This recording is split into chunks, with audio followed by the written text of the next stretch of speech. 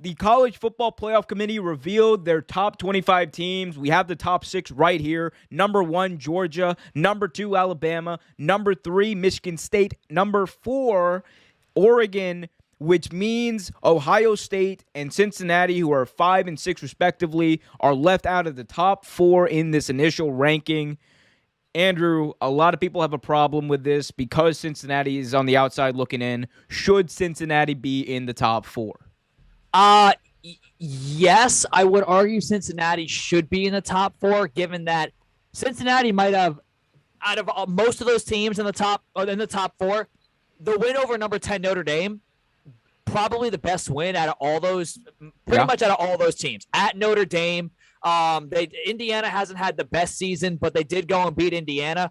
What I really didn't like, though, was I get the head-to-head matchup, so I understand Oregon head-to-head beat Ohio State.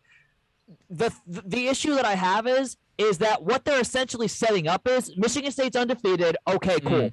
But what they're doing is they're setting it up for when Michigan State loses to Ohio State, Michigan State's going to drop. Ohio State's going to go to the Big Ten Championship. As long as Ohio State wins out and beats Michigan State, they're going to get in. Oregon has to lose, but the only way Oregon can still get in unless they don't win the Pac-12, or if they lose, probably the only loss I could see them potentially having is Utah. That's it.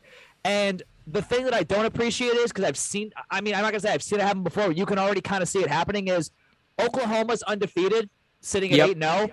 And I could definitely see the committee, if Alabama beats Georgia in the SEC championship and then they both have one loss, the SEC is going to get 2 teams in. Ohio State, being a one-loss Big Ten champion, will get in. And Oregon, being a 2-loss conference champion or a 1-loss conference champion, they'll have to sweat it out against Oklahoma, who could be an undefeated conference champion, and Cincinnati's going to get fucked over. Yep. And it's a shame, too, because I think we talked about that defense for Cincinnati. I don't care what you want to say about, the competition they're playing. They don't play any real teams, blah, blah, blah. You play who you play.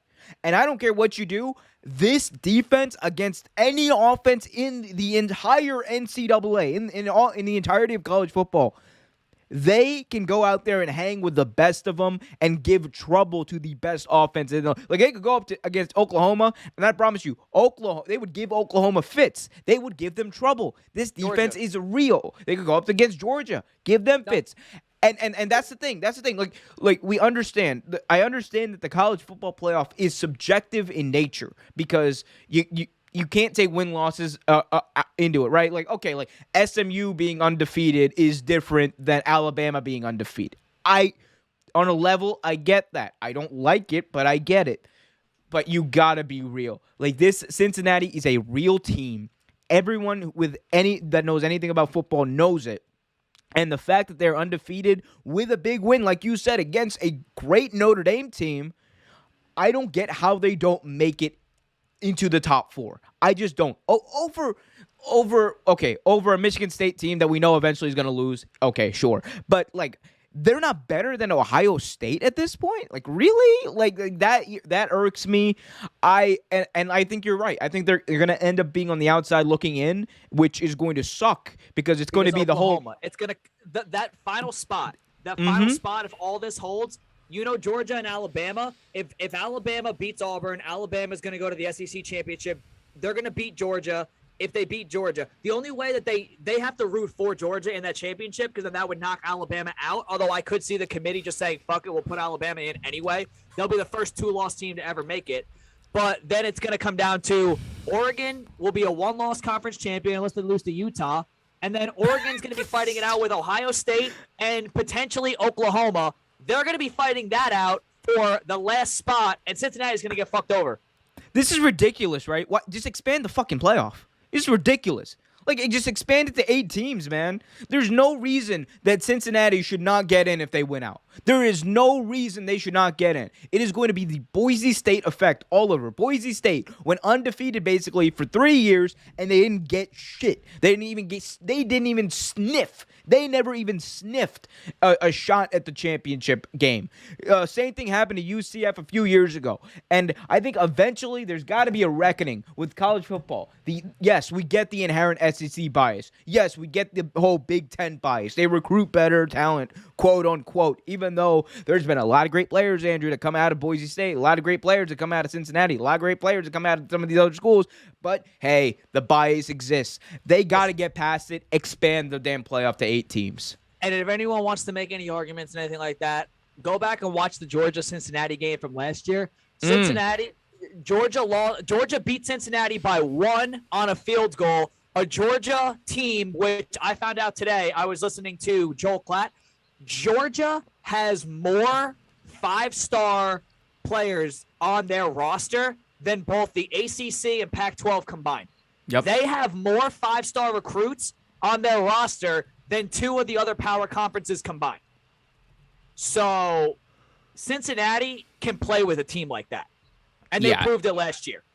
Absolutely. And look, and their schedule coming up, it's not going to help them, unfortunately. In the eyes of the almighty committee, whoever they may be, they're playing. They're playing Tulsa, South Florida, SMU, which is probably going to be their most impressive win if they can win that game. Then good old East Carolina. I feel so bad for East Carolina, man. They're like the most generic ass team you face just to beat. Like that is the team you schedule just to beat them. Listen, but those corners on Cincinnati. I've watched Cincinnati. I've watched pretty much every Cincinnati game this year. Desmond Ridder. I'm not gonna say Desmond Ridder is a surefire, top 5 pick, but Desmond Ridder could potentially. Kenny Pickett, who's moved up the boards, like the draft boards, and to be a first rounder. I'll tell you right now, as good as people might say Desmond Ridder is better than Kenny Pickett. And Kenny Pickett went to the same middle school as me. I should have bias towards him. He literally grew up in my county, 15 minutes from where I live. Desmond Ridder is a better quarterback than Kenny Pickett. And he's going to show it at the next level. Andrew, if you had to rank these teams 1 to 6, if you had to rank these teams 1 to 6, what would your ranking be? Who gets in, who gets out right now? If I had to put them in, honestly, dude, Georgia proved they're number 1. That's the best defense in college football. Georgia proved they're number 1. Offense has come along. Number 2, I wouldn't necessarily say Alabama at number 2. I would maybe put Michigan State only because they're undefeated. They did just come off a top 10 win against Michigan. But like I told you, they're going to get dropped out once they go to Ohio State and lose. I think Ohio State is a little high, given that their wins have not necessarily been great wins, and their one loss did come to Oregon, but that's a bad loss, dude. In college football, where you win and where you lose, that's a big deal. That win for Oregon should help Oregon a lot more than it should. No, it should hurt Ohio State a lot more than it helps Oregon, because you're a big-time program. Losing on your home field, I watched Ohio State a few years ago get left out because they lost to Oklahoma on their home field. So that should work against you. 3, I'd put Cincinnati for being undefeated, and then number four, I'd put Oklahoma as the other undefeated team, and then Ohio State and Oregon, they can a rematch in the Rose Bowl. They can have a rematch in the Rose Bowl. Yep. Number one Georgia, number 2 Alabama. For right now, like you said, number 3 Michigan State, number 4 deserves to be Cincinnati, no question about it. And then I wouldn't even put Oregon number 5. I would put, like you said, I would put Oklahoma number 5 because they're undefeated and they're fucking Oklahoma. No, they're number 5. And then I don't care. You can put Oregon, Ohio State until Ohio State gets their win back in Michigan. And if they don't, okay, cool. Then Ohio State's not as good as we thought they were. One other team though that I want. If Michigan beats Ohio State, because I looked at the schedule. Mm-hmm. If Michigan beats Ohio State, Michigan's going to go to the Big Ten championship. They'll probably win it because the Big Ten West is so bad this year. Wisconsin and Iowa are not as good as they were at the beginning of the season. If Michigan State does win out, they get in. Ohio State has to drop below Cincinnati because that would be their second home loss of the year. I don't give a fuck that they came to 2 ranked opponents and everything like that. Cincinnati's win at Notre Dame should help them. It should help them. Ohio State losing 2 games at home, 2 home games, that's Ohio State. When you're a team like that, you don't lose home games. You can't lose home games. Thanks for watching this video from Real Take Sports Talk. Remember to like, share, subscribe, hit that notification bell so you get notified whenever a new video is released. Also, remember to check out our live show every single Thursday at 8 p.m. right here on the YouTube channel. And remember, keep it real.